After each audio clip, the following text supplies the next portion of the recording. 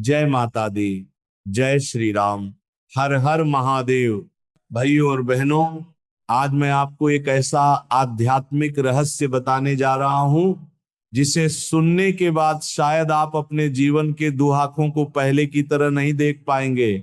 संसार में बहुत सी स्त्रियां ऐसी हैं जो दिन रात परिवार के लिए संघर्ष करती हैं।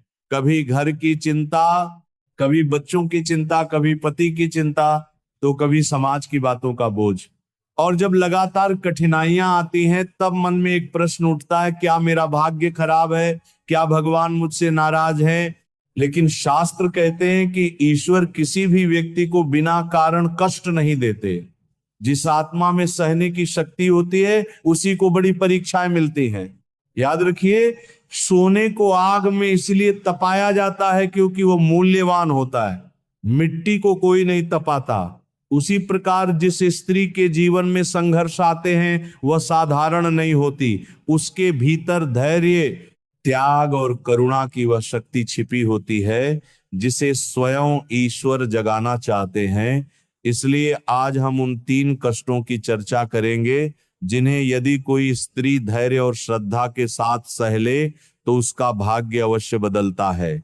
सबसे पहले एक बात समझ लीजिए कि कष्ट 2 प्रकार के होते हैं। एक वे जो हमारे कर्मों का फल होते हैं और दूसरे वे जो हमें ऊंचा उठाने के लिए आते हैं। जैसे गुरु अपने प्रिय शिष्य की अधिक परीक्षा लेते हैं, वैसे ही भगवान अपने प्रिय भक्त की अधिक परीक्षा लेते हैं। माता सीता को वनवास मिला, द्रौपदी को अपमान सहना पड़ा, मीरा को विष का प्याला मिला, लेकिन अंत में इतिहास ने किसे महान कहा? उन्हीं को जिन्होंने कठिनाइयों के सामने हार नहीं मानी। आज यदि आपके जीवन में भी दुख है तो ये वीडियो केवल सुनने के लिए नहीं है बल्कि अपने भीतर शक्ति जगाने के लिए है। क्योंकि जो स्त्री अपने आंसुओं को प्रार्थना में बदल देती है उसकी पुकार सीधे भगवान तक पहुंचती है। और जो स्त्री अपने दुहक के बीच भी दूसरों के लिए शुभ सोचती है उसके घर से लक्ष्मी कभी पूरी तरह विदा नहीं होती। अब आइए पहले कष्ट की ओर बढ़ते हैं। परिवार की परीक्षा। यह वह परीक्षा है जिसमें स्त्री सबसे अधिक टूटती भी है और सबसे अधिक मजबूत भी बनती है। एक बेटी जब जन्म लेती है तब से उसे समझौते सिखाए जाते हैं। विवाह के बाद वह नए घर को अपना मान लेती है। वह अपने माता पिता को छोड़कर एक नए परिवार के लिए जीने लगती है। लेकिन कई बार ऐसा होता है कि उसके त्याग को कोई नहीं समझता। वह सबकी खुशी का ध्यान रखती है लेकिन उसकी अपनी पीड़ा को कोई नहीं पूछता। ऐसे समय में मन में शिकायत उठती है कि मैंने इतना किया फिर भी मुझे सम्मान क्यों नहीं मिला। यहीं से ईश्वर की परीक्षा शुरू होती है।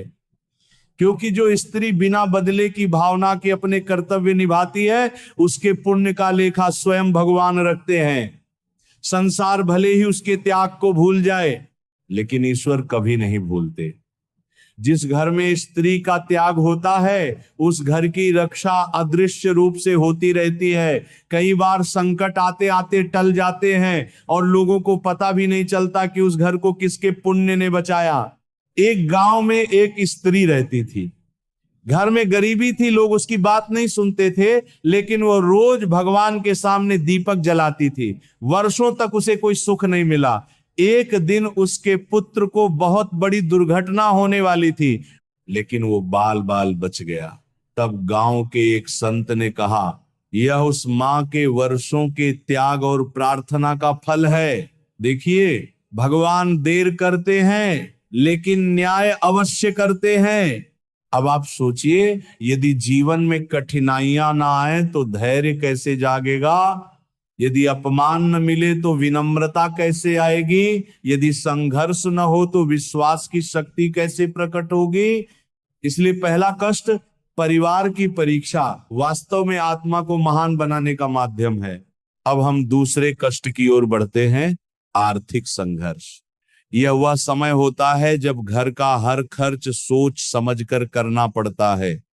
कई स्त्रियां अपनी इच्छाएं छोड़ देती हैं ताकि बच्चों की जरूरतें पूरी हो सके। यही त्याग उन्हें लक्ष्मी के निकट ले जाता है।